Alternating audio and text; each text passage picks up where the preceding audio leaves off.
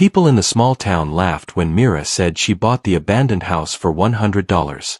The house stood near the end of a quiet road where weeds grew higher than the fence. Its windows were cracked. The porch was broken. The roof looked tired, like it had been holding its breath for years. Most people avoided the place. They called it unlucky. They said it was a waste of money.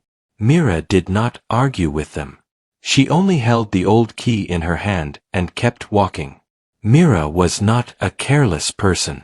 She worked at a small library and saved money slowly. She did not buy things for show. She bought things she needed.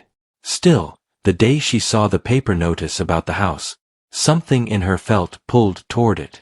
She could not explain why. It was not a pretty house. It was not safe or clean. But it felt like a door that had been waiting for her. The town office was happy to sell it. The clerk looked surprised when Mira asked for the papers. He checked the address twice. Then he leaned forward and lowered his voice. He told her the house had been empty for more than 30 years. He said nobody stayed there for long. He said it always ended the same way, with someone leaving fast and never coming back. Mira listened with a calm face. She did not smile. She did not laugh. She simply signed her name. When she left the office, the wind felt colder than before. The key in her pocket felt heavier than metal. It felt like a promise. That afternoon, she walked up to the house again. The front door opened with a long, sharp sound. Dust floated in the air like tiny gray snow. Sunlight slipped through holes in the curtains and painted thin lines on the floor. The rooms were empty, but the silence was not empty. It was thick. It seemed to press against her ears. Mira stepped inside and moved slowly. She looked at the old wallpaper peeling away in strips. She saw dark stains on the ceiling, probably from rain. She noticed scratch marks on the doorframe, like someone had dragged furniture out in a hurry. She also noticed something else. The air smelled like dry wood, but under it there was another smell, faint and cold, like stone that had been hidden from the sun. She chose the front room as her first work area. It was probably once a living room. There was a fireplace with ash inside, even though nobody had used it in years. The floorboards were worn and uneven. Mira placed her bag down and stood still for a moment. She tried to imagine the house when it was alive. She tried to imagine a family sitting near the fireplace. She tried to imagine laughter. The house did not give her any clear picture.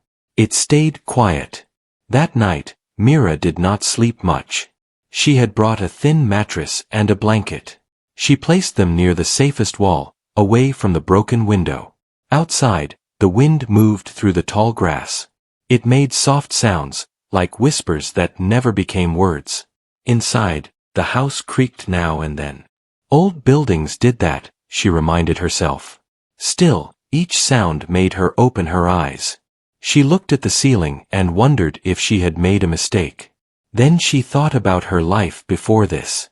A small rented room. Bills that never ended. Days that felt the same.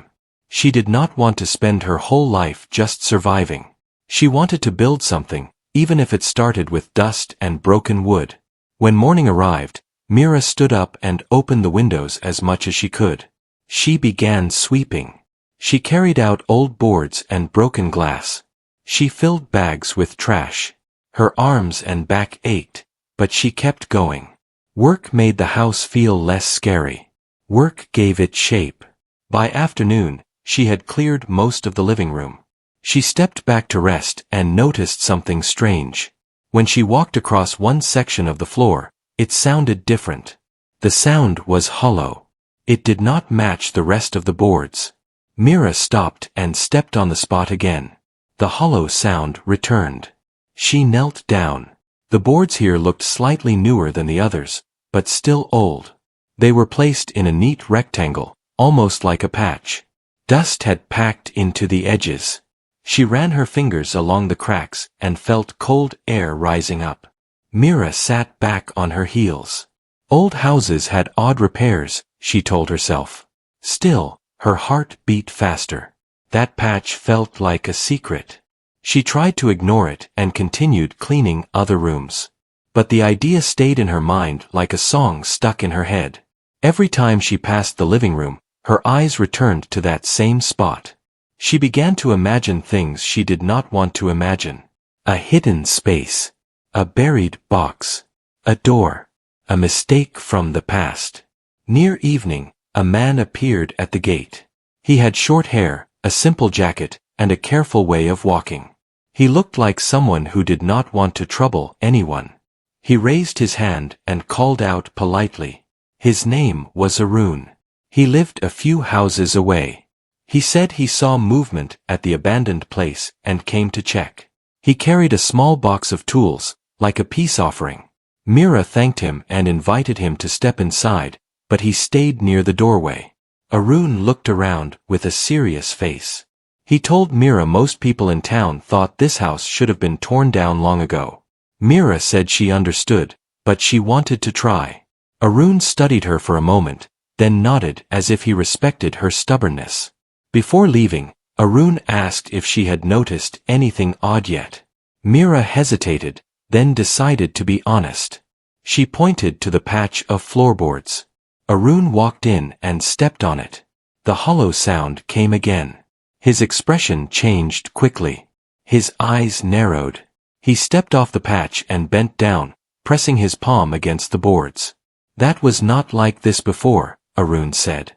He spoke softly, but his voice carried weight. He said the living room floor used to be one solid stretch. He remembered it from years ago when he was younger and had dared his friends to walk up to the porch. Mira felt a cold feeling in her stomach. She asked him why he never entered. Arun said nobody did. People stayed away. Some believed the house belonged to a bad memory. Some believed it belonged to someone who never wanted visitors. He did not say more than that. He simply told Mira to be careful. Then he left the tools and walked back down the road. That night, Mira tried to read to calm herself, but the words did not stay in her head. She kept thinking about Arun's face when he heard the hollow sound. She kept thinking about his words. Not like this before. The next morning, Mira made her decision. She would check under the boards. She told herself she needed to know, even if she found nothing. Even if it was only an old repair, she wanted peace in her mind. She moved the last bits of furniture away. She brushed the dust off the patch. Then she used a small tool to lift the edge of one board. It resisted at first. Then it came loose with a sharp sound. Dust rose and made her cough. Beneath the board was darkness. Mira leaned closer. Cold air touched her face like a warning. She could not see the bottom. It looked deeper than a normal crawl space. It looked like a drop into something wide and hidden. Her hands began to shake. She pulled up a second board. Then a third. The opening grew larger. The smell became clearer. It was not only wood and dust. It was also damp stone. It was the smell of a place that had been closed for a long time. Mira held her breath and listened. The house was quiet, but the quiet felt different now. It felt like the house was waiting for her next move. She wanted to stop. She wanted to cover the hole and pretend she never found it. But another part of her felt stronger. She had bought this house with hope. She had come here to start a new life. She could not run from a hidden space under her own floor. Mira placed the boards carefully to one side and stared into the opening. She could not see what was down there, but she could feel it. Something was beneath the floor.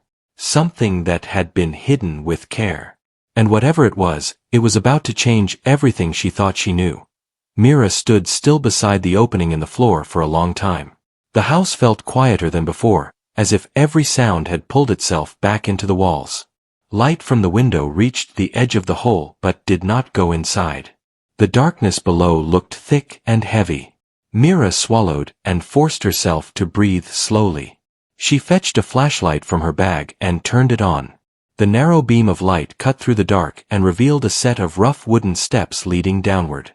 They were old but carefully built. Dust covered each step, showing they had not been used in many years. The space below was not a small gap. It was a hidden room. Mira felt a mix of fear and wonder. Someone had taken time to build this place. Someone had hidden it with care. She asked herself why anyone would do that. She reminded herself to stay calm and safe. She tied a rope to a heavy table leg above, just in case, and tested the first step with her foot. The step held her weight. Slowly, she moved down. Each step creaked softly, but none broke. The air grew cooler as she went deeper. The smell of damp stone became stronger.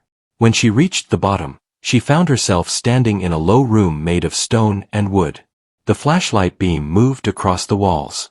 They were lined with shelves. Old jars sat in neat rows. Some were empty. Others held objects wrapped in cloth. In one corner stood a small wooden table with a chair pushed under it. On the table lay a stack of papers tied with string. Mira felt her heart beat faster. This was not a random hiding place. This was a room meant for living, or at least for long hours of work. She stepped carefully across the stone floor and touched the table. Dust coated her fingers. She untied the string around the papers and began to read. The writing was neat but faded. The pages appeared to be letters and notes written by the same hand. The name at the top of the first page caught her attention. It was the name Rafi. The letters spoke of fear and hope. Rafi wrote about staying hidden. He wrote about watching the town from afar. He believed someone was trying to take something from him. He never clearly said what it was. He only called it the truth. Mira read on. The letters told of nights spent listening for footsteps above. They told of long days without sunlight. They told of plans to leave one day and never return. The last letter ended suddenly, without a goodbye. Mira sat back in the chair, feeling the weight of the words. Whoever Rafi was, he had lived in fear. He had trusted no one. And then he vanished. She explored the shelves next. One cloth bundle held a small metal box. It was locked, but the lock was simple. Mira found a key taped under the table edge. Her hands trembled as she opened the box. Inside were old photographs, yellow with age. They showed the house when it was new. They showed a younger Rafi standing beside it. In one picture, he stood with another person, a woman with kind eyes and a serious face. On the back of the photo was a name written lightly. Sena. Mira felt a strange pull in her chest. The faces looked familiar, not in memory but in feeling. She could not explain it. She placed everything back carefully and climbed up to the living room. The sunlight felt bright after the dark space below. She covered the opening again and sat on the floor, trying to think. Later that day, Arun returned. He had brought food and water, worried she might need help. Mira hesitated but decided to tell him the truth. She showed him the hidden room and the letters. Arun grew quiet as he read. His face changed slowly, as if old memories were waking up. He told Mira that Rafi was once known in the town as a quiet man who asked many questions. Some believed he discovered something about land ownership long ago. Others said he found proof of a hidden deal that powerful people wanted buried. Arun said Rafi disappeared soon after. The house was sealed. No one spoke of him again. Mira felt a chill. She asked Arun why no one searched the house. Arun said people were afraid. And some people were paid to forget. That night, Mira could not sleep. The house no longer felt empty. It felt full of unfinished stories. She kept thinking about the metal box and the photos. She wondered where Sana was. She wondered what truth Rafi had found. The next morning, Mira returned to the hidden room.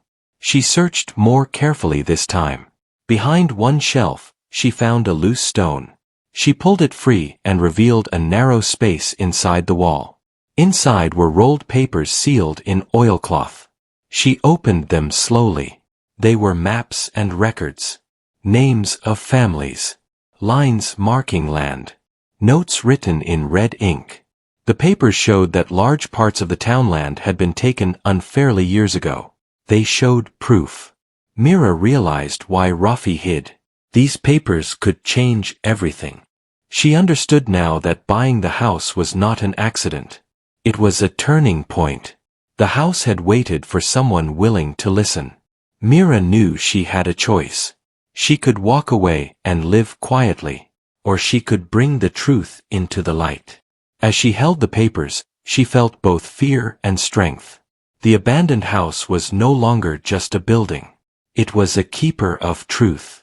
And Mira was now part of its story. Mira sat in the hidden room for a long time, holding the papers in her hands. The flashlight rested on the floor, sending light across the stone walls. The words on the pages felt heavier than their thin paper. These were not simple notes. They were proof.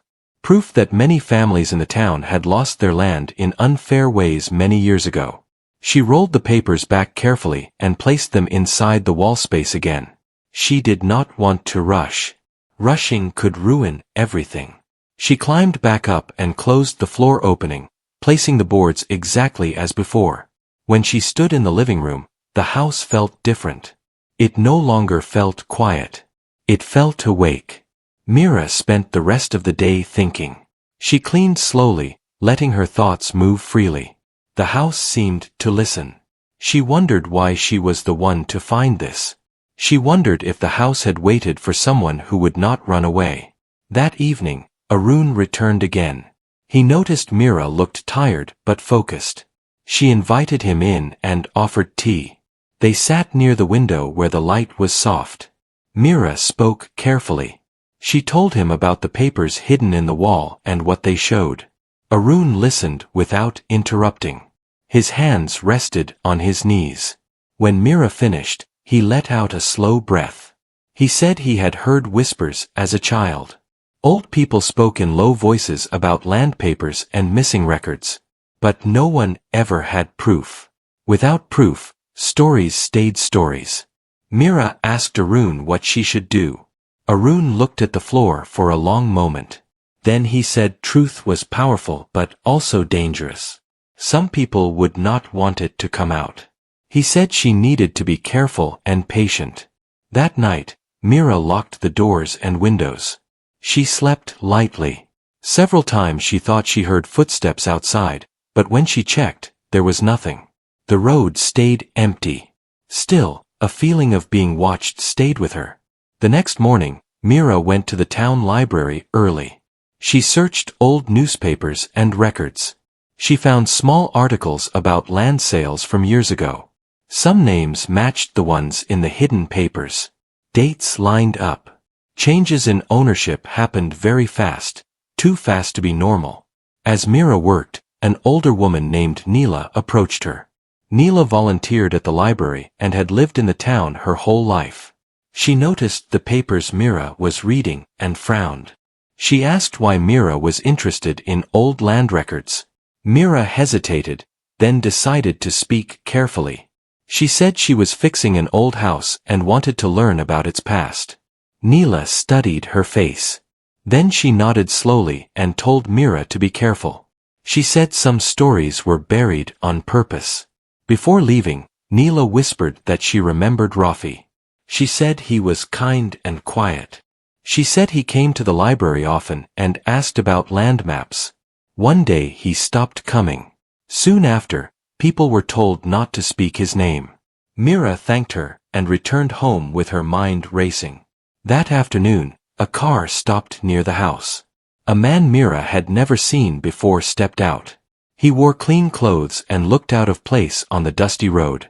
He walked up to the gate and called out politely. He introduced himself as Malik.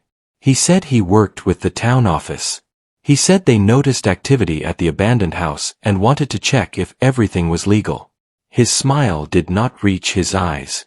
Mira stayed calm. She showed him the ownership papers.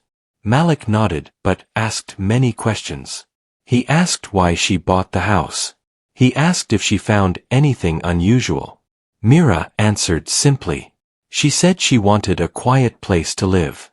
Malik looked around the living room. His eyes rested on the floor for a second too long. Mira noticed. After Malik left, Mira felt sure now. The truth was already stirring. Someone knew. She went down to the hidden room again that evening. She opened the wall space and took out the papers. She read them carefully, planning her next step. She realized she could not handle this alone. Mira decided to make copies. She worked slowly through the night, writing by hand where needed. She hid the copies in different places. One set stayed in the wall. One set went into a sealed bag under a loose stone outside. One set she planned to give to someone she trusted. The next day, Mira visited Neela again. She showed her a small part of the records. Neela gasped and covered her mouth. Tears filled her eyes. She said her family lost land long ago without understanding why. She believed Mira. Neela promised to speak with others she trusted. Quietly, carefully. Days passed. Mira noticed strangers walking near the house. Some slowed their steps. Some watched from a distance. Fear tried to settle in her chest, but she did not let it grow. She remembered Rafi and his long days in hiding. She would not let his work disappear. One evening, Arun came running to the house. He looked worried. He said people were talking. He said Malik had been asking questions around town. He said Mira should consider leaving for a while. Mira shook her head. She said leaving now would be like hiding again. She said the truth deserved light. That night, Mira stood in the living room and looked at the floor. She placed her hand over the hidden room. She promised herself she would finish what Rafi started. Outside, the wind moved through the grass. The house stood firm. It had held a secret for many years. Now it was ready to let it go. Mira did not know what would happen next. But she knew one thing clearly. The truth was no longer buried. And it was moving fast. The days that followed felt heavier for Mira. Every morning she woke up early, listening to the sounds outside the house. Birds still sang. The road still looked quiet. But the feeling had changed. The house was no longer forgotten. Eyes were on it now. Mira kept herself busy. She cleaned, repaired small things, and wrote notes late into the night. She reviewed the copied papers again and again, checking names and dates. The truth was clear.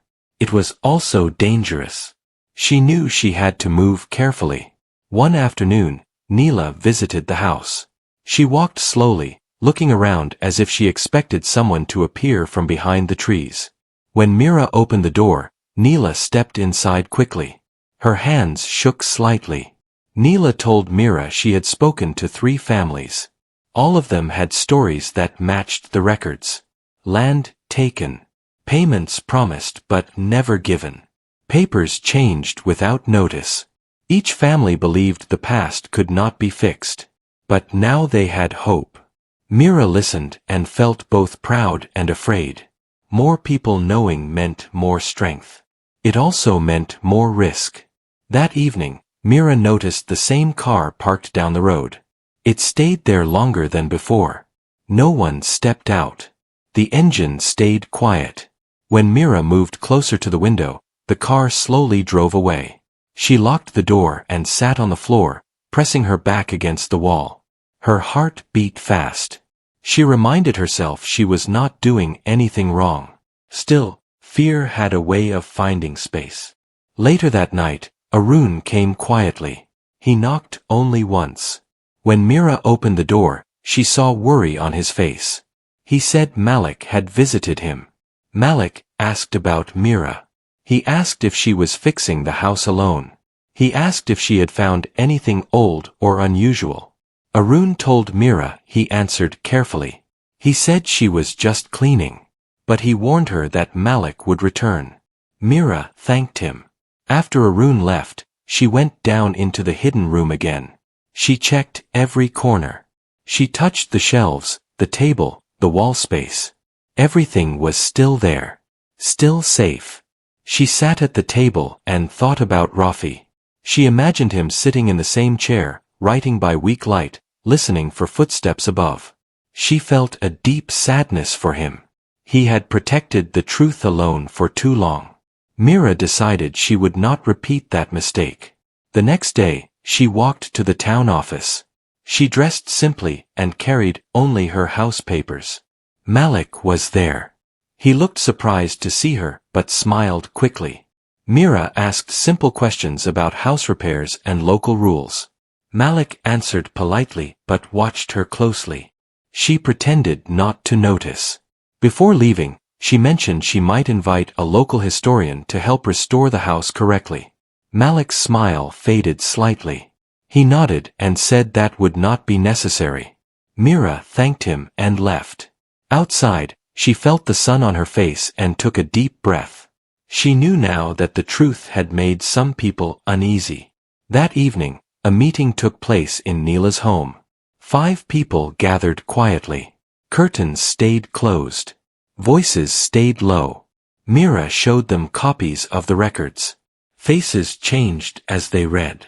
Some people grew angry. Some grew sad. Some cried silently. They agreed on one thing. The truth should be shared, but it must be done the right way. They decided to involve a trusted lawyer from a nearby town. Someone not connected to local power. Mira volunteered to make the trip. The next morning, she packed the most important copies and hid the rest again. She locked the house and walked down the road. Halfway there, she felt something was wrong. The same car appeared behind her, moving slowly. Her hands tightened around her bag. She did not turn around. She kept walking until she reached the bus stop. The car stopped for a moment, then drove away. The lawyer listened carefully. He studied the papers and nodded many times. He said the records were strong. He said this could reopen old cases. He warned Mira that there might be pressure to stay quiet. Mira said she expected that. When she returned home, the house looked the same, but it did not feel the same. Someone had been inside. The door was closed, but the air felt disturbed. Mira stepped carefully into the living room. The boards above the hidden room were slightly out of place. Her heart dropped. She moved slowly and checked the opening. The boards had been lifted and placed back poorly. Someone had searched. She rushed down the steps into the hidden room. The shelves were disturbed. Some jars were moved. The table chair lay on its side. The wall space was open. But the papers were still there. Relief washed over her. They had not understood what they were seeing. Or they had been interrupted. Mira closed everything again, her hands shaking. She sat on the floor and felt anger rise inside her. This was no longer a quiet story. It was a fight over truth. That night, Mira did not sleep. She wrote letters. She prepared copies. She planned what would come next. By morning, she felt calm. The house had been bought for $100. People thought it was empty and useless. They were wrong. It was a house that held courage. And it was no longer alone. Morning light entered the house softly, touching the walls like a promise. Mira stood near the window and watched the quiet road. After the night of fear and planning, something inside her felt steady. She was no longer only protecting a secret. She was preparing to share it. Mira spent the early hours organizing everything. She placed the original papers back into the hidden wall space and sealed it carefully. The copies were divided again. One set stayed with Neela. One set remained with the lawyer. One set stayed with Mira in a safe place outside the house. She made sure no single place held everything. By midday, word spread quietly. Families who had lost land years ago began to gather. They did not come all at once. They came one by one. Some brought old memories. Some brought faded papers. Some brought only questions and pain. Mira welcomed them calmly. She listened more than she spoke. She learned how deep the loss went. Farms taken. Homes removed. Promises broken. Many had carried the weight for decades. Now, with proof in hand, they felt seen. The lawyer arrived later that afternoon. He walked through the house with respect. When he saw the hidden room, he nodded slowly. He said the records were clear and strong. He said the case would not be easy, but it was real. He said truth had a way of finding light when people stood together. Outside, a small crowd formed. People spoke quietly. Some looked toward the road, worried. Others looked at Mira with gratitude. The house that once scared everyone had become a place of gathering. Malik arrived before sunset. This time, he did not smile. He saw the people. He saw the lawyer. He understood the situation had changed.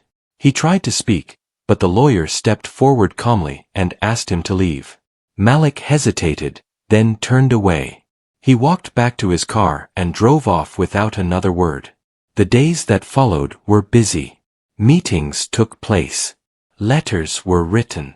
Records were reviewed. The town changed in small ways at first. People spoke more openly. Old names returned to conversations. Silence broke. News reached nearby towns. Officials from outside came to review the case. They walked through the abandoned house and down into the hidden room. They photographed the shelves and papers. They documented everything carefully. Mira stayed patient. She answered questions when asked. She never raised her voice. She let the truth speak through the records. One afternoon, Neela stood beside Mira in the living room. She placed her hand over the patched floor and smiled softly. She said Rafi would be proud. Mira felt a warm ache in her chest. Later, the lawyer returned with good news. The records were accepted. The case would move forward. Families would have the chance to reclaim what was taken or receive fair settlement. It would take time, but the path was open. That evening, Mira sat alone in the hidden room. She placed the letters back on the table and tied them gently. She whispered a thank you to Rafi. She promised his truth would not be hidden again. Weeks passed. The house changed. Broken windows were fixed. The porch was repaired. The living room felt bright. Laughter returned to the space, not loud, but real. The town no longer laughed at the house. People stopped calling it cursed. Children walked past it without fear. Some waved to Mira. Some stopped to talk. One day, Mira placed a small plaque near the fireplace. It did not carry names or dates. It carried a simple message about honesty and courage. That was enough. The house had been bought for $100. People once thought it held nothing. They were wrong. It held truth. It held memory. It held the power to change lives. Mira stood at the doorway one quiet evening and watched the sun lower behind the trees. She felt tired, but it was a good tired. The kind that comes after doing something that matters. The floor beneath her feet felt solid now. The house was no longer abandoned. And neither was the truth.